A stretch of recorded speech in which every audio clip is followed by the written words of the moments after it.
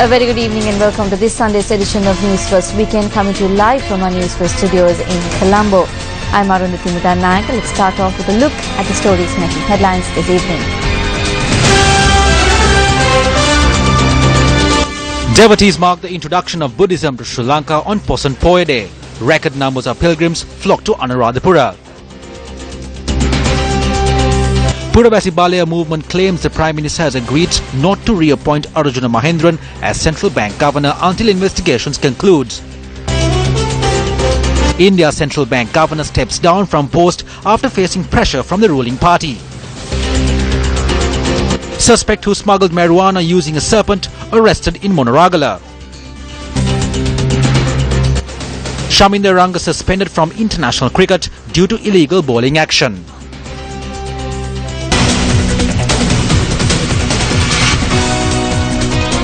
And other stories in detail. Today marks the Poson Poya Day, which celebrates the introduction of Buddhism to Sri Lanka by Arahat Mahinda Thera.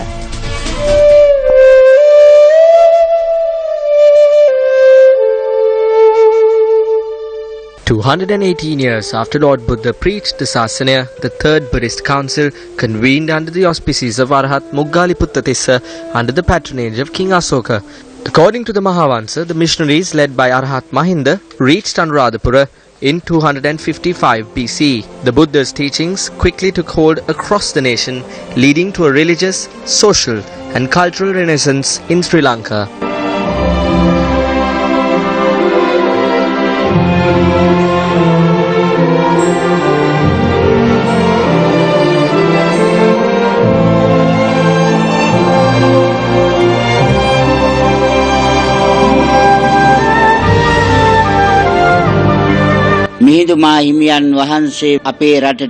If not for the arrival of Arahat Mahinda, we would still be in the dark ages. It is disappointing to see various malpractices arising because of people chasing behind money. As a result, we have to recreate and reconstruct that era of Dhamma that was present in our land. On this Poson Poya Day, we hope that everyone will live lives of simplicity with the idea that happiness is more valuable than money. Meanwhile, the 56th Polonnaruwa Poson Mahabad was declared open by President Maithripala Sirisena today. The Polonnaruwa Buddhist Association, which is chaired by the President, organizes this Dansala every year. The Dansala was opened to pilgrims after alms were given to the Mahasangha.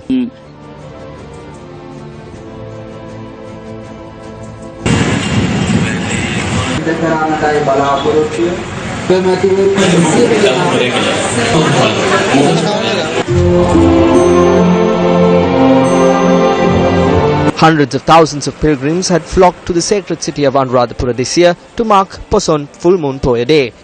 Many pilgrims travelled to Mihintale, marking the journey of Arahat Mahinda and the introduction of Buddhism to Sri Lanka. Hundreds of thousands of pilgrims were seen engaging in religious rituals at the premises of the Sri Mahabodhya and the Ruwan Velisaya in Anuradhapura from dawn today. More than 200 dansals have been organized in Anuradhapura alone to provide refreshments for pilgrims, while 3,000 police officers were deployed to provide security. Pilgrims travelling to Anuradhapura also visited iconic places of worship in Polonnaruwa, including the Galviharaya.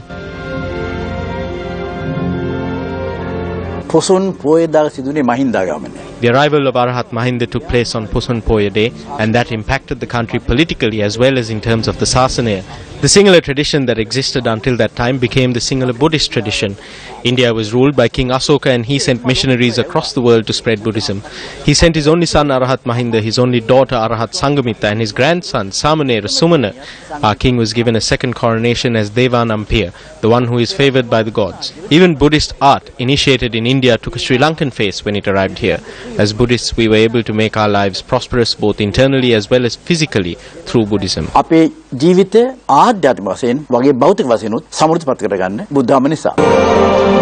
The Kiribehera in Katharagama also came alive with the spirit of Poson today. Sirasa TV's live Poson telecast commenced at the sacred grounds in Katharagama today. The chief of the Adivasis, Uruwarige Vanilatto, also visited Katharagama to worship at the Kiribehera. Co-convener of the Puravasi Balaya movement, Saman Ratnapriya, says that Prime Minister Ranil Wickremesinghe has agreed not to reappoint Arjuna Mahendran as Governor of the Central Bank of Sri Lanka until the investigations into him conclude. The main focus of the discussion was corruption and fraud, the value-added tax, the issues surrounding the governor of the central bank and other matters. There are two investigations that are being carried out against him. One is being conducted by CORP. Taking into consideration the political situation, the current status of the issues surrounding the central bank governor and the suspicions that have been raised against him in the country, we made a request from the Prime Minister not to reappoint him until the investigations conclude. After extensive discussions, the Prime Minister very positively agreed not to reappoint the governor until the investigations into him conclude. The Prime Minister agreed to take the required course of action based on whether or not the governor is guilty of the charges.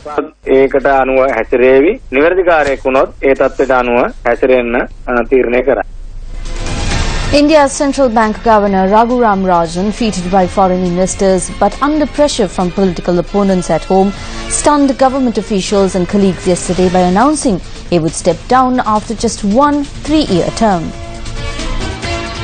Rajan, a former chief economist at the International Monetary Fund, is held in high esteem by policymakers and investors at home and abroad for overhauling the way the Reserve Bank of India operates. Raghuram Rajan, however, has faced mounting criticism from a faction within Prime Minister Narendra Modi's ruling party for keeping interest rates high and over a perception that he had begun to stray into politics. In a letter to RBI staff, Rajan said he planned to return to academia, even as he noted two of his actions: the creation of a monetary policy committee to set interest rates and the cleanup of the heavily indebted banking sector remained unfinished. Hailed as a rock star, a gentleman and James Bond by India's media when he was appointed by the previous Congress government in September 2013, Rajan won praise for his sure-footed handling of the country's worst currency crisis in more than 2 decades. It will be the first time since 1992 that a Reserve Bank of India governor has departed after a single 3-year term. Minister of Finance Ravikana Naika made financial donations to 2 temples in Colombo today in line with Poson Full Moon Poya Day. Upon arriving at the Mahavatta Lumbini Vihara in Colombo, Minister Karuna Naika made a cash donation for the development of the temple. Thereafter, the minister also made a financial donation for the development of the Sri Paramananda Vihara upon his visit there. What we need is to bring the Sinhalese, Tamils, Muslims, Burghers and Malays onto the same platform and come together for the development of the country by observing the traditions and rituals of Buddhism. We have exempted VAT for medicines from OPDs and diagnostics. The government has decided to take over the burden because we saw how the people were left helpless by this. If the private sector takes over and does what the government cannot, which in turn causes burden upon the public, then it is our responsibility to remove these taxes. Therefore, we have increased the tax on cigarettes and have allocated that money for the health sector. We are a government which always pays attention to the needs of the people. The minister was also questioned on the leader of the Pivituru Helaurumeya, MP Udaya Gammanpila. They portray one thing to the world and another to the country, so this is what has eventually been exposed. These measures have been taken by assessing such persons not just once but many times. But the people continue to place their trust on such people, don't they? This is the problem we have. Many more things will come to light within the course of this month. Then the people will know who the true politicians are and who is not. Meanwhile, Minister of Provincial Councils and Local Government Faiza Mustafa declared open the Rice Dansala organised by the businessmen in Maradana for the 8th consecutive time in line with Poson Full Moon Poya Day. We do not differentiate between Sinhala, Muslim or Tamil during the month of Poson. The Sinhalese people are the most kind and compassionate community in the world. I would proudly state at this moment that as Sri Lankans we need to be extremely proud of our brotherhood. Now 2 parties have also come together to form a consensual government, so our priority is the country. President Maithripala Sirisena took up the post of the president on the basis of creating coexistence. So under his leadership we can see that the bond among our brothers has strengthened throughout the country. Minister of Housing and Construction Sajid Premadasa attended a puja ceremony at the Sipul Power Rajama Vihara this morning. Minister Sajid Premadasa made a financial donation to the temple for its development activities. Based on the instructions of President Maithripala Sirisena and Prime Minister Ranil Wickremesinghe, we have made plans to develop this sacred land. We have commenced the construction of a Dharmashala building at a cost of 36 million rupees with a personal donation for 2,500 people to engage in religious activities at this building. We hope to complete the construction work at this historic location by the next Poson Poya Day. ඓතිහාසික සංවර්ධනයකට ලක් කරලා මේ වැඩ කටයුතු අවසන් කරනවා. මල් පුරක්කම් පැතුණා මට දෙන්න ගල්ගල් පුරක්කම් පැතුණා ගිට ගන්නට මල් කිරිපෙයි පුතුඹ උඹට මමද දුක හිතෙනවා කියනකොට පුතා. News First met this lady at the Anavilandu hospital recently. Today our paths crossed again and the News First team encountered her while she was being in the streets, begging. This is Podihami. On the 11th of this month, News First presented the tragic story of M. Podihami, a mother of 2 sons. Podihami was found abandoned on the road in her old age, and while most people did not give her a second glance, a lady came forward and had her admitted to hospital. While the Good Samaritan first took Podihami to the Chilaw hospital, authorities informed her that they could not accept her in the absence of a guardian. However, authorities at the Anavilandu hospital took pity and admitted Podihami to the hospital. While Podihami spent 5 days in hospital, she was only visited by the lady who had taken pity on her and brought her to the hospital. මල් පුරක්කම් පැතුණා මට දෙන්න ගල්ගල් පුරක්කම් පැතුණා ගිට ගන්නට මල් කිරිපෙයි පුතුඹ උඹට මමද. Since Podihami had no home to return to after she was discharged from hospital, her benefactor had taken her in and provided accommodation.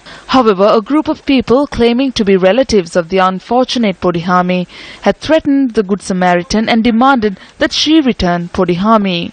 As a result of this, Podihami left the home that had given her shelter in her old age and has now taken up residence at the bus stop near the Anavilandu hospital.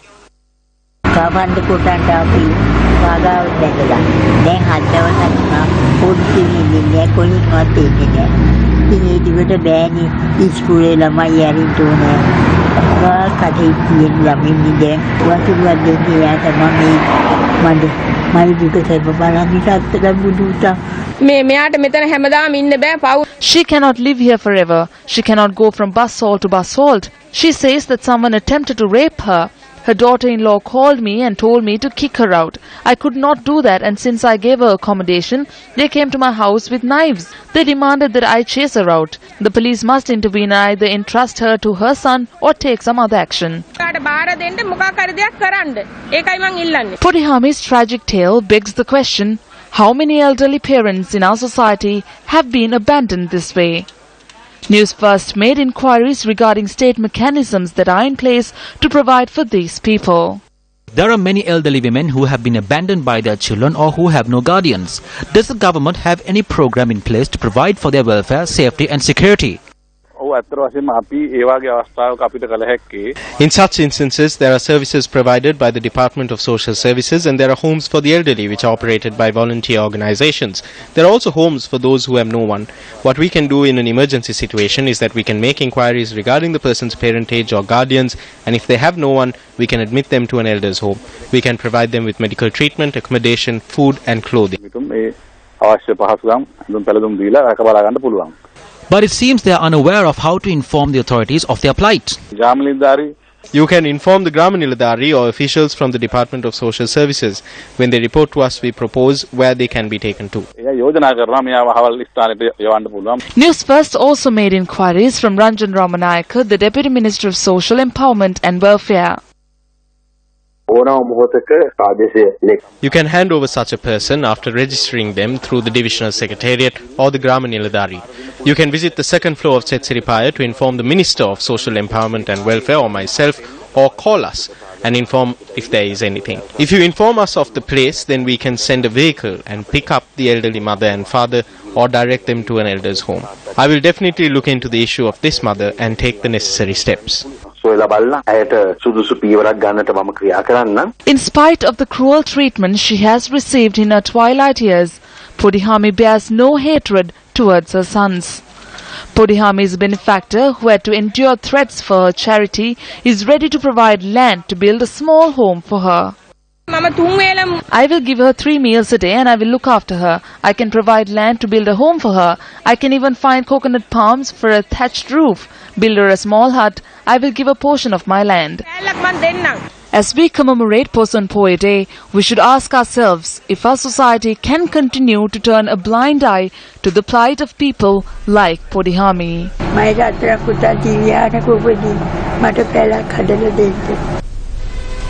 On to another one of our headline-making stories. Police say that a suspect has been arrested in connection to the murder of a 9-year-old girl, which is reported from the village of Kudarunkana in Mahiyangane on Friday. Police said that the suspect who was arrested is a resident of a nearby village. The police added that the suspect was also actively involved in the search operations to locate the 9-year-old girl.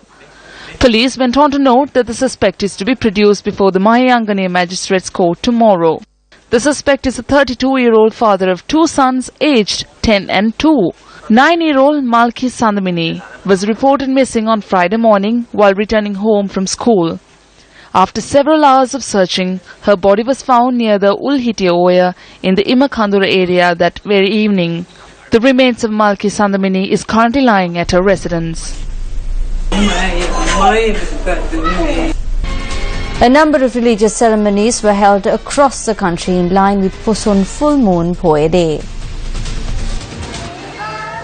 A rice dansala organised by the Sirisangabo Dansal Union in Kurunagala commenced today. The dansala, which will be in effect for 4 days, is located at the Malsipura area along the Dambulla Kurunagala main road.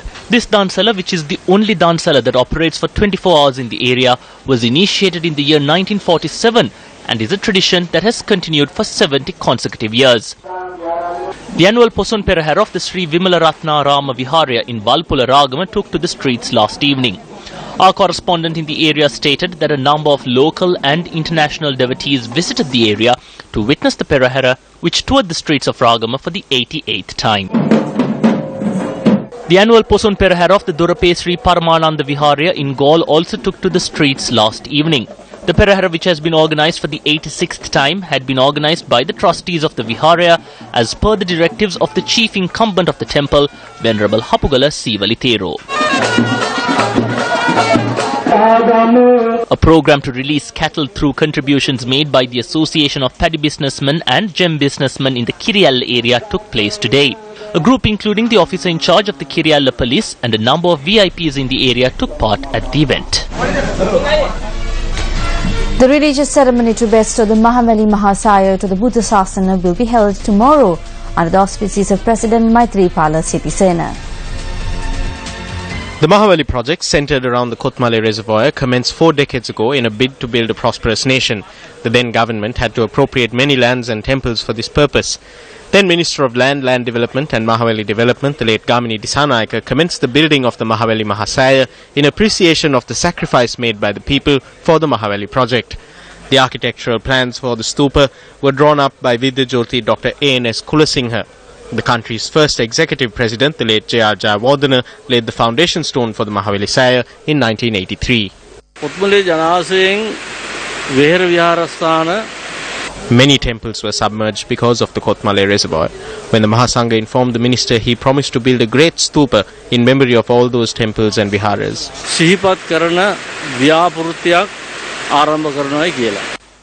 The Mahavali project was to be completed in 30 years. However, Minister Gamini Disanayaka, my father, completed it in 6 years as he promised. But the Kotmale Mahasaya was the one thing he could not complete.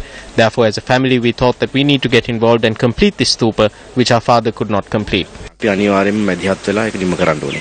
construction of the Kotmale Mahasaya was halted on several occasions, citing various reasons. The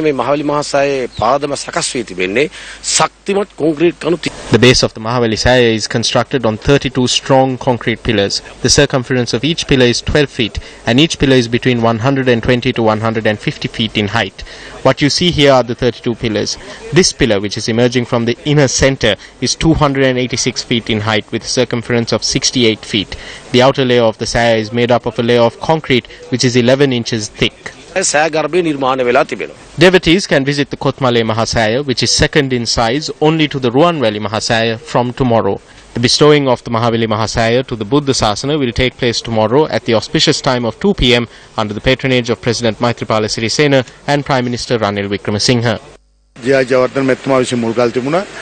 The foundation stone was laid by President J.R. Jayawardena. Since then, 6 presidents have come and gone in power, while 7 Mahaveli ministers were appointed. Construction was halted for 14 years. Current President Maithripala Sirisena and Prime Minister Ranil Wickremesinghe provided the full support of the government to complete this project in 1.5 years.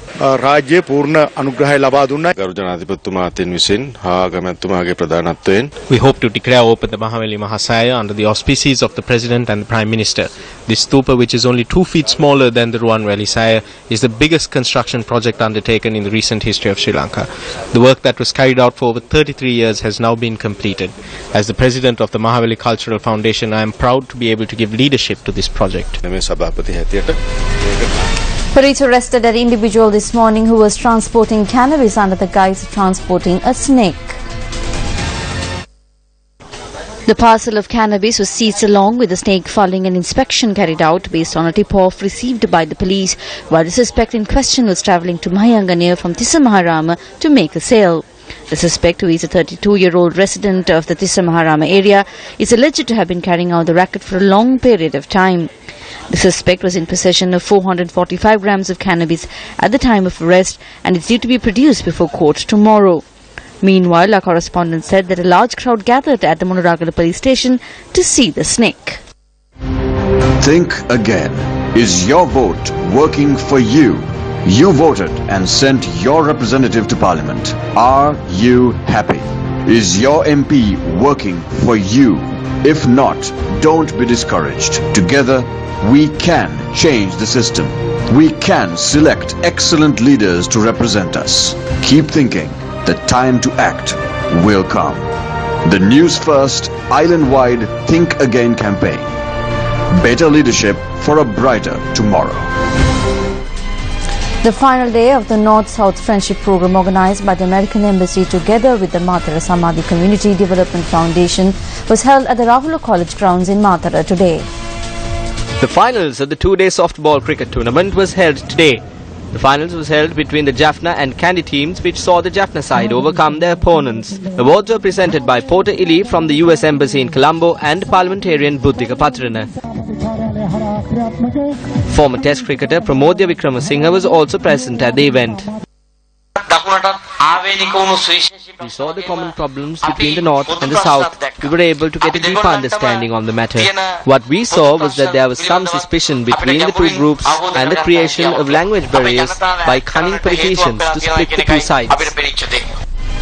A boatload of refugees, including Sri Lankans, have spent a night ashore in a tent in Indonesia as authorities wait for the weather to improve before escorting the 44 back out to sea. Meanwhile, the Ministry of Foreign Affairs says that an official of the Sri Lankan High Commission based in Indonesia has been assigned to confirm if there are any Sri Lankans among these refugees. The ministry spokesperson Maheshini Kolone said that there is no clear indication that these refugees are Sri Lankan. According to Indonesian authorities, the refugees are currently housed in a tent on shore and were provided with food. The 44, including a pregnant woman and 9 children, became stranded on the northwest tip of Sumatra Island last Saturday when their boat's engine failed amid bad weather. They had left India 20 days before with hopes of getting to Australia. On Thursday, warning shots were fired into the air when 6 women jumped off the boat, which was beached near shore, and tried to make it to the land. However, following international pressure, Indonesian authorities granted passage for the refugees to its shore yesterday. And in sports news this evening, the International Cricket Council has announced that Sri Lanka seamer Chaminda Iranga has been suspended from international cricket due to an illegal bowling action. Nico Rosberg cruised to victory at the European Grand Prix in Baku, Azerbaijan today, extending his lead in the Drivers' Championship to 24 points over Mercedes teammate Lewis Hamilton. Rosberg's German compatriot Sebastian Vettel clinched a second-place finish for Ferrari, while Mexican Sergio Perez claimed the final podium spot for Force India. Brit Lewis Hamilton, who finished 5th, struggled out throughout today's race, having to start at 10th place after what he himself called his worst qualifying run ever. And with that, we wrap up tonight's edition of Week in Primetime News. Thank you very much for joining us. Good night.